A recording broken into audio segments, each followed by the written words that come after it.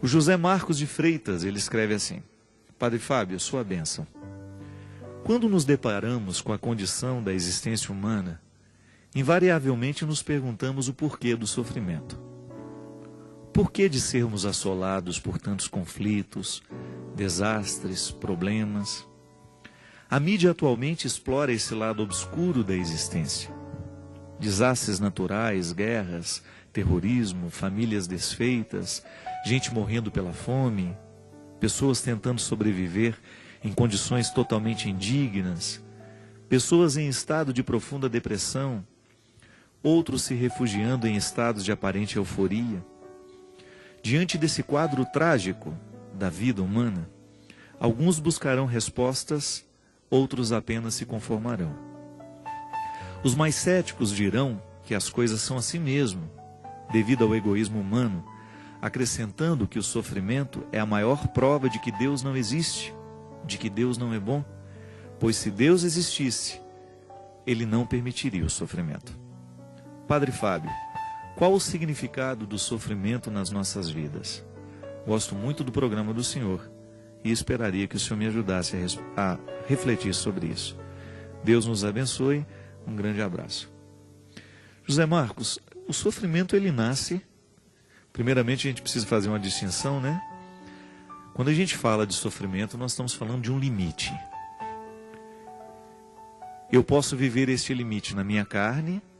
Quando eu corto o dedo, eu sinto dor.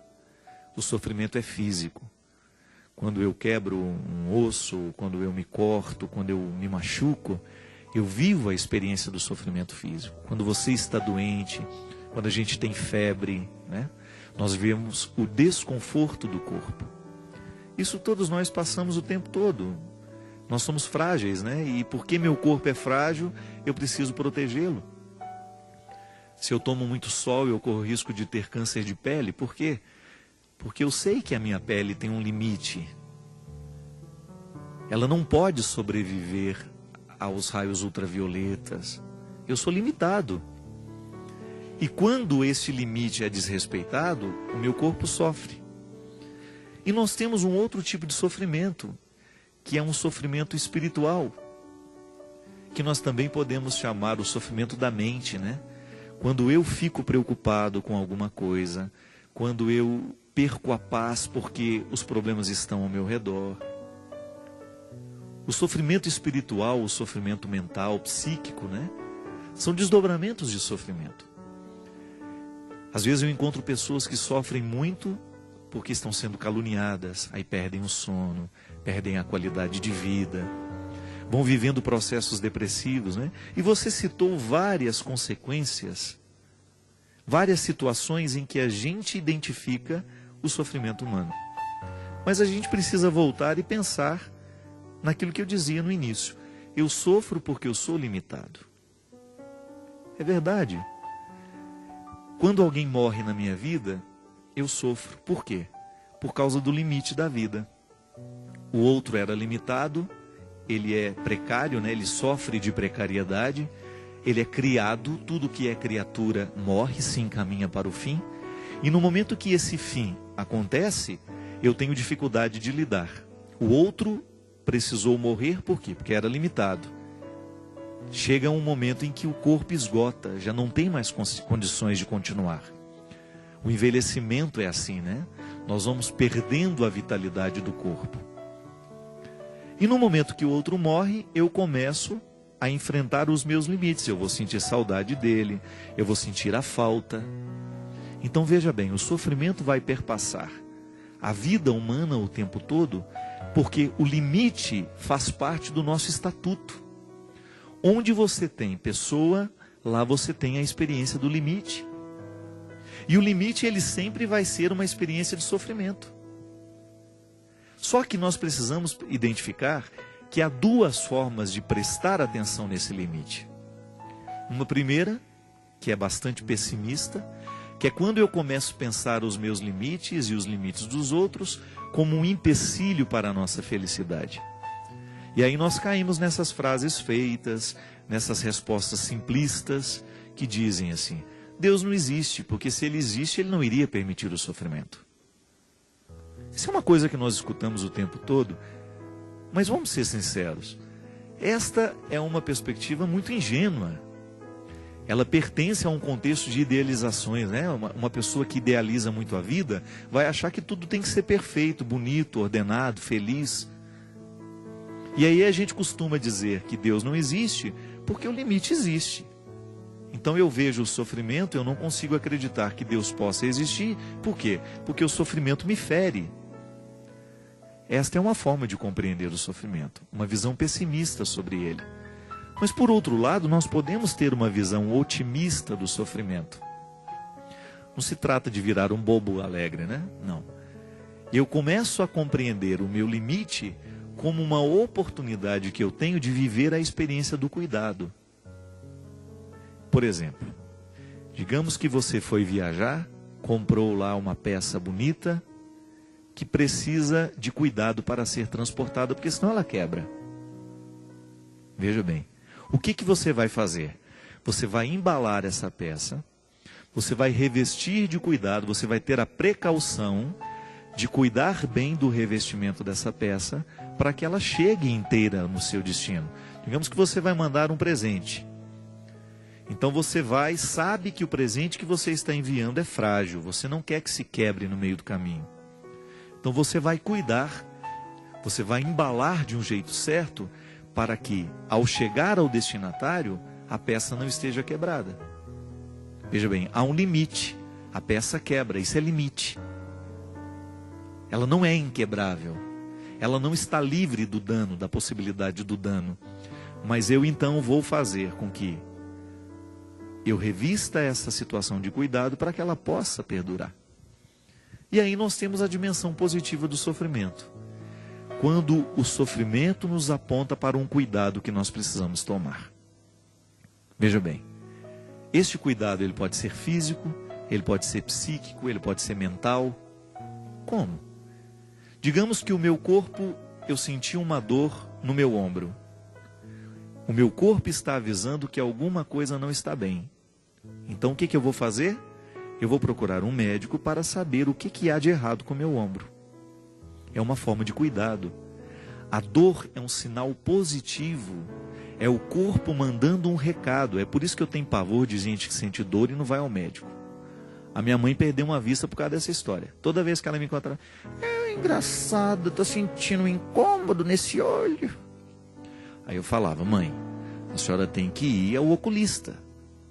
Passava um mês, encontrava a dona Ana, ela de novo. Fazia assim. Engraçado, não tô tá embaçado esse lado de cá. Aí eu falei para ela, mãe, eu não sou oculista, não adianta a senhora falar para mim. Gente, ela desobedeceu.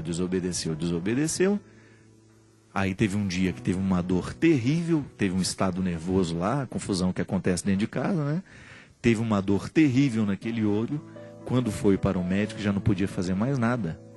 Tinha sofrido um glaucoma. Então veja bem, o olho da dona Ana começou a dar sintomas. Começou a indicar que alguma coisa não estava bem, começou a sofrer. Ela não observou, não cuidou, ficou cega de um olho. A vida é assim. Então muitas vezes a dor sinaliza, este sofrimento físico sinaliza para um cuidado que nós precisamos tomar. Vamos falar de um sofrimento mental.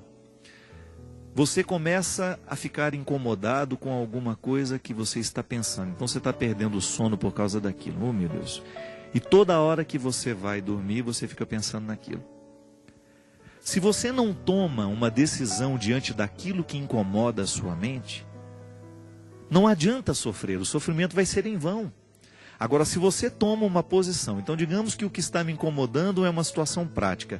Eu estou vendo meu filho fazer isso não está me agradando, ou estou vendo aquela pessoa fazer isso, não está me agradando. Eu vou lá e tento resolver, ou estou sendo caluniado, eu vou lá e eu tento resolver a calúnia, eu tento esclarecer as coisas e você volta a dormir direito. Pronto. O sofrimento que estava lhe incomodando, você o interpretou de maneira positiva, fez alguma coisa em torno daquilo e resolveu a situação. Um sofrimento psíquico, por exemplo. Então, de repente, você está sentindo ciúmes. Você está com ciúme desordenado do seu namorado, da sua namorada, e ao sentir este ciúme, você acaba ficando agressivo. Veja bem, isso é um sintoma de alguma coisa que está errado com você. Se você não pega esse sofrimento e o interpreta de maneira positiva, compreendendo que ele sinaliza para algum limite que você tem e que você precisa superar, você vai sofrer em vão. E assim é, minha gente. Por que a fome prevalece no mundo? Porque falta solidariedade. Falta gente que faça alguma coisa, que tome decisões. Por que a injustiça prevalece? Nós vimos essa semana, né? É lamentável quando nós ligamos os nossos noticiários para ver o que acontece no Brasil. E a gente percebe que o nosso país está nas mãos de pessoas irresponsáveis. Foi lamentável ver aquela cena daqueles deputados, daqueles assessores todos, recebendo um dinheiro que não é deles, né? Eu não estou fazendo julgamento de uma situação, eu já estou dizendo daquilo que foi comprovado, das propinas e dos dinheiros que vão para dentro das cuecas, das meias. É lamentável. Agora veja bem, somos nós que colocamos essas pessoas no poder. Somos nós que delegamos a ela o poder de administrar os nossos estados, o nosso país, as nossas cidades. Se a gente tem um prefeito corrupto, fomos nós que elegemos esse prefeito. Como é que nós vamos aliviar o sofrimento do mundo na sua dimensão social? Aristóteles já dizia que a política é uma das expressões mais perfeitas da bondade. Mas a verdadeira política, né? Que é do homem de bem que administra o que é público, para que aquilo que está sendo administrado possa diminuir o sofrimento dos administrados, né? O dinheiro administrado diminui o sofrimento daqueles que contribuíram, que são administrados por aqueles que foram eleitos. Então, muitos sofrimentos que estão no mundo, muitos não, né? Todos, né? De alguma maneira foram causados por mãos humanas. Por isso que é muito injusto a gente dizer que Deus não existe porque a gente sofre. Deus existe. Agora, o sofrimento é uma consequência das nossas escolhas erradas. Você mesmo hoje, você viveu, você saiu para trabalhar e você fez escolhas. Você alimentou os sofrimentos seus ou dos outros. Muitas vezes a nossa postura humana, minha gente, eu vejo isso em mim. O quanto que às vezes eu imponho sofrimento aos outros, por causa do meu jeito de ser. É muito triste quando a gente percebe que o nosso jeito de ser faz sofrer o outro. Injusto isso, né? É por isso que a gente precisa ter muita consciência. Será que a minha ação, a minha palavra, o meu gesto fez sofrer ou aliviou? E se a gente não toma as decisões, se a gente não muda isso, isso vai se avolumando e o mundo vai ficando cada vez pior. É a ação pensada, refletida, consciente, que é capaz de transformar as estruturas do mundo. E nisso eu compreendo, assim eu compreendo a ação evangelizadora. A igreja de Cristo presente no mundo é para isso. É para fazer pensar essas estruturas, é para fazer chegar até aqueles que não conhecem a nossa palavra, aquilo que nos tornou, aquilo que nos fundamentou em questões que nós consideramos importantes. É aquilo que nos transformou o coração, né? Porque todo cristão, de alguma maneira, já teve o toque do Espírito. De alguma maneira, já teve contato com o conteúdo da palavra de Jesus, que liberta, que transforma, que salva, que alivia os sofrimentos.